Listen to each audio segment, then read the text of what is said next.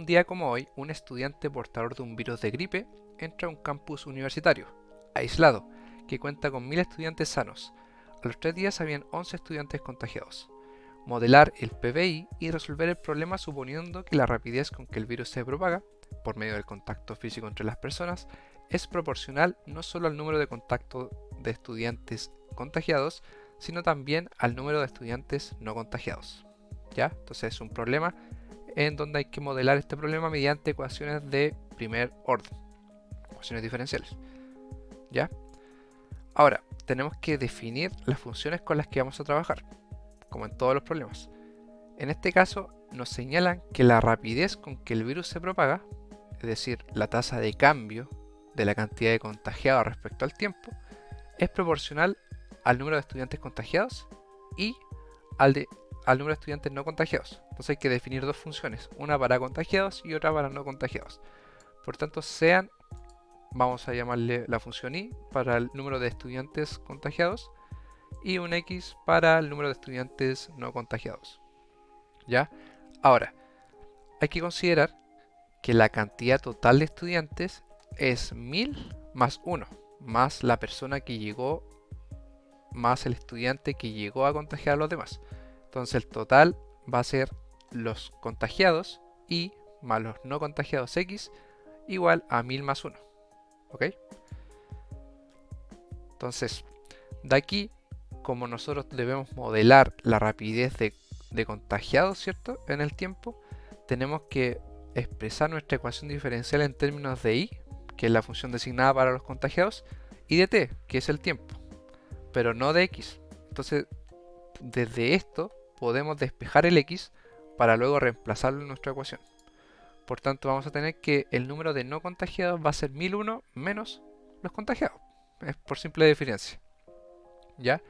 Ahora, el PBI que tenemos que modelar va a ser la tasa de cambio o la rapidez con que el virus se propaga, es decir, la rapidez con la que los números de contagiados va cambiando, un i' igual a i por x por k, donde k es una constante de proporcionalidad, porque el enunciado nos dice que i' es proporcional al número de contagiados y de no contagiados. ¿Ya? Ahora, para establecer el PBI necesitamos un valor inicial, ¿cierto? El número de contagiados inicial en el tiempo cero es 1, que es el estudiante que llega a contagiar a los demás. Por tanto, ahora reemplazando ya el x, tenemos nuestra ecuación diferencial y la condición inicial, y con ambos se modela el PBI en términos de i y de t. ¿Ok? Ahora, un dato extra es que a los 3 días habían 11 estudiantes contagiados. Entonces tenemos un dato extra ahí. ¿Y por qué? Es porque ya desde un inicio tenemos la incógnita k, que es la constante de proporcionalidad, y necesitamos otro dato para hallar la curva solución particular que modela el problema. Porque recordemos que al resolver esto va a aparecer una constante de integración. Entonces por eso necesitamos otro dato. ¿Ya? Entonces ahora tenemos nuestra ecuación diferencial que ya la modelamos y ahora hay que resolverla. Para resolverla simplemente podemos realizarlo mediante una separación de variables, ¿cierto? Entonces vamos a expresar el i' en términos de i y de t, que es la notación de Leibniz. Y acá separamos las variables. Toda la hacia la izquierda, todo lo que tiene t y constante a la derecha. Aplicamos la integración para poder eliminar los diferenciales de i y de t. Y acá nos encontramos con que la integral del lado izquierdo, para resolverla, tenemos que separarla por fracciones parciales, esta fracción, ¿cierto? Entonces vamos a hacer el procedimiento para recordar cómo se hacía. Y la separación de fracciones parciales, en este caso tenemos dos factores en el denominador que tienen raíces reales. En este caso 0 y 1001, ¿cierto? Entonces por tanto la separación en fracciones parciales van a ser a sobre i más un b sobre 1001 menos i. ¿Ok? Entonces ahora multiplicando todo por el MCM nos queda esta ecuación expresada en forma lineal, ¿cierto? Y la forma más fácil, al menos para mí, de hallar los valores de a y b es darle valores a i, valores convenientes. Por ejemplo, si i vale 1001, Entonces el paréntesis 1001 menos i se cancela. Y te queda u1 igual b por i. Y como i es 1001, despejando b te sale que es 1 sobre 1001. ¿Sí? Y ahora, si el i vale 0, para cancelar el b, podemos despejar el a, que también vale 1 sobre 1001. Por tanto, nuestra fracción, separada en fracciones, sería de esta forma. Como el 1 sobre 1001 es un factor en común, lo expresamos de inmediato factorizado y nos queda así, ¿ya? Por tanto, de lo que llevábamos, podemos ya resolver nuestra integral de la izquierda reemplazando la fracción parcial. Entonces la integral de 1 sobre i va a ser el logaritmo natural del valor absoluto de i, y la integral de 1 sobre 1001 menos i va a ser menos el logaritmo natural de 1001 menos i, ¿cierto? De esta forma. Ahora, la resta de logaritmos naturales la podemos pasar a una división del argumento, ¿cierto? Y el 1001 puede pasar multiplicando. Entonces, para despejar el i, tenemos que aplicar la exponencial, pero el valor absoluto nos está estorbando. Vamos a tomar los valores positivos de este argumento del logaritmo natural y vamos a aplicar la exponencial. La exponencial del logaritmo natural son funciones inversas, por tanto sale el argumento y el lado derecho nos queda en términos de exponenciales. Ahora, esta lección de trabajar con los valores positivos del argumento del logaritmo natural nos implica que el argumento debe ser positivo, porque si fuera negativo tendremos que ponerle un menos, ¿cierto? Por términos de valor absoluto. Entonces, para que sea positivo, el 1001 menos i debe ser positivo. El i es claro que es positivo porque es el número de estudiantes, no puede ser negativo. Entonces, si despejamos el i en esta inecuación, nos da que necesariamente la solución que estamos hallando va a estar definida para i menor estrictamente a 1001. ¿Por qué?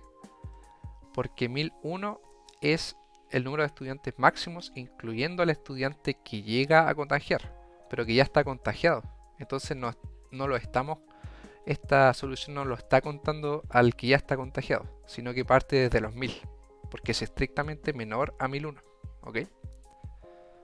Entonces eso hay que tener cuidado porque son elecciones que modifican el dominio de la solución, el intervalo de solución.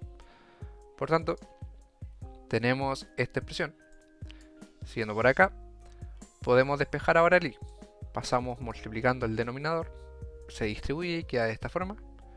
Y ahora pasamos todo lo que tiene i a la izquierda, lo podemos factorizar por i y pasamos a dividir para despejar finalmente el i. Y nos queda así, ¿cierto? Ustedes pueden ir haciendo el procedimiento. Con las constantes k y d pertenecientes a los reales, entonces esta sería nuestra solución general del problema que estamos modelando. Ahora apliquemos las condiciones iniciales. En el tiempo 0 había solo un estudiante contagiado. Por tanto, reemplazando el t por el 0 y el i por el 1 en esta expresión, podemos hallar fácilmente que el d vale 1 sobre 1000. Porque las exponenciales se cancelan, ¿cierto? Porque quedan elevadas a 0. El 1 más d pasa multiplicando y te queda igualado a 1001d. Y eso, al despejarlo, te da 1 sobre 1000. ¿Ya? Ahora, la otra condición inicial, o más bien la otra condición de borde que hay, es que a los 3 días habían 11 estudiantes contagiados. Aplicando esta condición, pero a esta expresión, ¿cierto? Porque es más fácil. Vamos a reemplazar el t por el 3, el i por el 11 y el d por el 1 sobre 1000, porque ya lo hallamos. ¿Ya? Ahora nos queda de esta forma, ¿cierto? 1001 menos 11 es 990. Y acá solo queda ir despejando el k. 11 sobre 990 es 90. ¿Cierto? Y despejando el k nos da entonces 1 sobre 3003 por logaritmo natural de 10 a la 3 sobre 90. Ahí podríamos haber simplificado un 0, pero creo que más adelante lo hice de todas formas. Por tanto, ya tenemos D, tenemos K. Entonces, de nuestra solución general, reemplazando los valores que conocemos, nos queda esto que se ve bastante feo, pero en realidad el 1001 sobre 1000 es 1.001, el 1001 sobre 3003 es un tercio, ¿cierto? Y el 10 elevado a 3 sobre 90 es 100 sobre 9. Entonces, de esta forma queda un poquito más bonito y que vendría siendo nuestra solución particular. Y de esa forma queda resuelto y totalmente modelado este problema de contagio. ¿Ya? Bastante contingente el problema. Ahora, si nos hacemos la pregunta, ¿en cuántos días toda la universidad estaría contagiada? El número total de estudiantes que estamos analizando es 1001, porque es el que llega a contagiar más los 1000 que no estaban contagiados en un inicio. Pero hay que considerar el intervalo solución de nuestra solución, y que era I estrictamente menor a 1001. ¿Por qué? Por la lección que hicimos al trabajar con los valores positivos del logaritmo natural. Eso es importante. Entonces, para ver en cuántos días toda la universidad estaría contagiada, hay que reemplazar por el I igual a 1000, no a 1001. Porque nuestra solución dijimos que no está contando el que ya estaba contagiado. ¿Ya? Entonces, reemplazando en nuestra solución I igual 1000, tenemos que despejar el T. Eso, obviamente, se lo dejo a ustedes.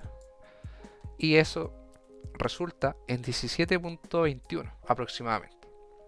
Entonces, si tengo que decir una cantidad de días, ¿cuánto diría? ¿17 o 18? Es una buena pregunta. Y la respuesta es que hay que decir 17 días. Porque si decimos 18, entonces estamos diciendo, aproximadamente estamos diciendo que lo que nos piden está sucediendo 0.8 días después. ¿Ya? Por eso hay que redondear hacia abajo. ¿Y qué significa esto entonces? Que pasados los 17 días, toda la universidad entonces terminaría por contagiarse.